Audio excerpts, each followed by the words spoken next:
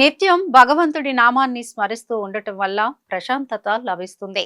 భగవంతుడి రూపాన్ని ధ్యానిస్తూ ఉండటం వల్ల ఆయన సన్నిధిలో ఉన్న అనుభూతి కలుగుతుంది. నిరంతరం భగవంతుడి ధ్యాసలో కాలం గడిపే వారి దృష్టిలో దుఃఖానికి విలువే ఉండదు. ఎంతటి దుఃఖమైనా వారు ఆ స్వామిని సేవిస్తూ మరిచిపోతూనే ఉంటారు.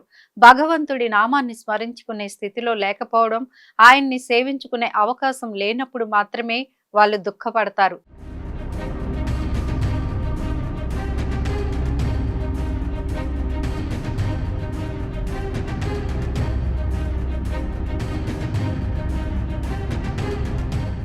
కొంతమంది భక్తుల జీవితాన్ని పరిశీలిస్తే వారు భగవంతుడి సాక్షాత్కారం లభించే వరకు ఆయన నామస్మరణ విడవకపోవడం కనిపిస్తూ ఉంటుంది.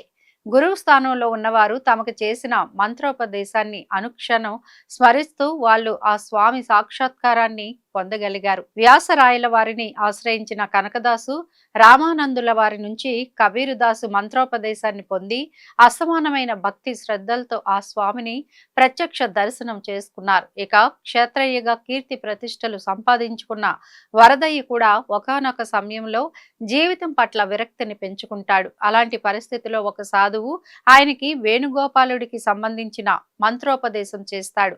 ఆ ఉపదేశ మంత్రాన్ని విడువక పఠిస్తూ ఆయన వేణుగోపాలుడిని ప్రసన్నం చేసుకుంటాడు. ఇలా ఎంతో మంది మహానుభావులు భగవంతుడే లోకంగా, ఆయనే సర్వంగా జీవించారు. ఆధ్యాత్మిక ప్రపంచాన్ని ప్రభావితం చేస్తూ తరించారు.